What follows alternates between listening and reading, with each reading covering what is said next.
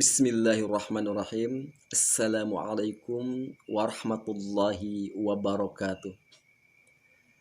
Alhamdulillahi ala ihsanihi wa syukru lahu ala taufiqihi wa imtinani. Wa ashhadu an la ilaha illallah wahdahu la syarikalah. Wa ashhadu anna sayyidana Muhammadan abduhu wa rasuluhu da'i ila ridwani. Allahumma salli wa sallim ala sayyidina Muhammadin wa ala alihi wa sahbihi wa sallim tasliman katsira. Amma ba'du. Faqala Allah Ta'ala a'udzu billahi minasy syaithanir rajim. Fa in tawallaw fa'lam annama yuridullahu ayyusibahum bi ba'dhi dzunubihim. Maka jika mereka berpaling dari hukum Allah, ketahuilah bahwasanya Allah hanya menimpakan musibah disebabkan karena sebagian dosa-dosa mereka. Quran Surat Al-Ma'idah ayat yang ke-49. Kaum muslimin dan muslimah yang dimuliakan oleh Allah Subhanahu wa Ta'ala. Di setiap momentum ibadah haji, kita selalu diingatkan tentang kisah keteladanan Khalilullah Nabi Ibrahim alaihissalam dan putranya Ismail yang sangat luar biasa.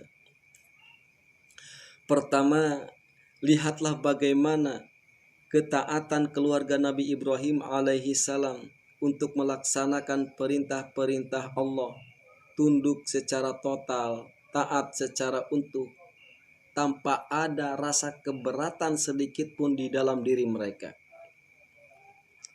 Lihatlah bagaimana ketaatan Nabi Ibrahim alaihissalam di saat Allah memerintahkannya untuk meninggalkan istri tercintanya di lembah gurun pasir tandus yang tidak ada tumbuhan, tidak ada air, tidak ada orang di sana.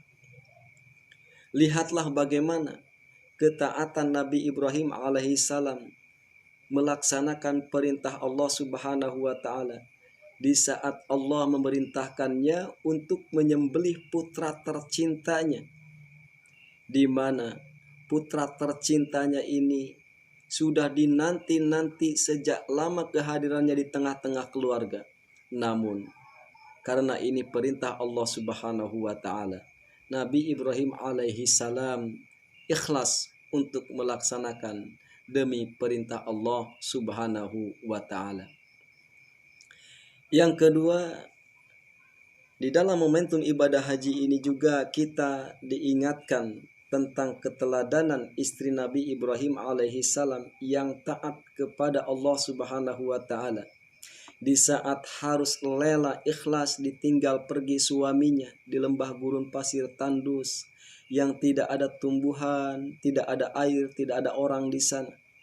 Sehingganya Siti Hajar berkata kepada Nabi Ibrahim alaihissalam, "Ya Ibrahim, aina tadhabu wa tatrukuna bihadal wadi alladhi laisa fihi insun wala syai."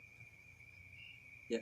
Wahai suamiku Ibrahim, kemanakah engkau hendak pergi meninggalkan kami di lembah ini yang tidak ada satu orang pun juga? Faqalat lahu dzalika mirara wa ja'ala la yaltafitu ilaiha. Dia mengatakannya berulang-ulang, tetapi la yaltafitu ilaiha. Nabi Ibrahim tidak mengindahkan pertanyaan istrinya. Sehingganya Siti Hajar bertanya lagi kepada suaminya Ibrahim. Faqalat lahu Allahu ladzi amaraka bihada. Apakah Allah yang memerintahkan ini kepadamu? Qala na'am. Maka Nabi Ibrahim baru menjawab, benar. Lalu apa kata Siti Hajar? Qalat idzal la yudayyi'una. Kalau memang demikian, ini perintah Allah, pasti dia Allah tidak akan menyia-nyiakan kita. Kemudian di momentum ibadah haji ini kita pun sering diingatkan bagaimana ketaatan kesolehan seorang anak ya untuk taat kepada Allah Subhanahu wa Ta'ala walaupun itu harus berpisah dengan nyawanya. di saat-saat Nabi Ismail alaihi salam ya harus menerima sembelihan ayahnya karena ini perintah Allah Subhanahu wa taala. Apa yang dikatakannya kepada ayahnya oleh Nabi Ismail alaihissalam ini? Ya abati if'al ma tu'maru satajiduni insyaallahu minas sabirin. Wahai ayah, jika ini perintah Allah Subhanahu wa taala, maka laksanakanlah. Insya Allah engkau akan mendapati aku termasuk orang-orang yang sabar. Quran surat As-Saffat ayat yang ke-206. Kaum muslimin dan muslimah yang dimuliakan Allah Subhanahu wa taala. Seperti itulah ketaatan seorang muslim sejatinya terhadap perintah-perintah Allah Subhanahu wa taala. Ketaatan mutlak, ketaatan tanpa ada batas. Karena kita ini sejatinya adalah hambanya yang hanya diperintah tunduk dan patuh terhadap syariahnya. Ya. Ketaatan itu pula yang ditunjukkan oleh jamaah haji ketika mereka sedang menunaikan rangkaian manasik haji. Mereka tidak pernah mempertanyakan mengapa harus begini, mengapa harus begitu. Semua rangkaian ibadah haji itu mereka tunaikan sebagai bentuk ketundukan dan kepatuhan terhadap Allah Rabbul Alamin. Maka sudah seharusnya seperti itulah kita memperlakukan syariat Allah Subhanahu wa taala dalam seluruh aspek kehidupan. Jika pada saat sholat dan zakat kita taat kepada Allah Subhanahu wa taala, maka begitu pula seharusnya pada saat kita berbisnis, bermuamalah, mengikuti aturan Allah Subhanahu wa taala. Jika pada saat berpuasa dan haji kita taat kepada Allah Subhanahu wa taala, maka begitu pula seharusnya ketika berpolitik dan bernegara mengikuti aturan syariah Allah Subhanahu wa taala. Kaum muslimin yang dimuliakan oleh Allah Subhanahu wa taala.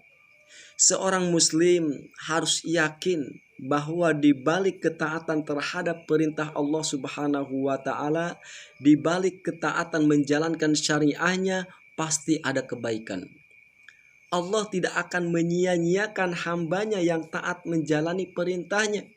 Sebagaimana perkataan Siti Hajar, istri Nabi Ibrahim alaihissalam saat ditinggal pergi. Idzal la yudayyi'una, kalau begitu pasti Allah tidak akan menyia-nyiakan kita. Allah Subhanahu wa taala berfirman di dalam hadis qudsi, wa inni idza utitu raditu fa idza raditu baraktu wa barakatu minni tudrikul ummah ba'dal ummah. Dan sesungguhnya aku, jika aku ditaati pasti aku akan ridho. Jika aku telah ridho pasti aku akan memberikan keberkahan. Dan keberkahanku itu akan menimpa umat setelah umat yang lain. Hadis riwayat Ibnu Abi Hatim. Ma'asyiral muslimin yang dimuliakan oleh Allah Subhanahu wa taala. Jika Allah memuliakan orang-orang yang taat kepadanya, maka sebaliknya dia akan menghinakan orang yang bermaksiat dan berbuat zalim. Wa qad khaba man hamala dzulma. Sungguh pasti akan merugi orang yang membawa kezaliman. Ya. Karena itu malapetaka, krisis multidimensi dan berbagai keterpurukan yang kini menimpa umat Islam adalah karena umat ini tidak taat kepada Allah secara total. Musibah dan krisis yang menimpa di negeri ini juga negeri-negeri kaum muslimin adalah karena kaum muslimin berpaling dari hukum Allah Subhanahu wa taala.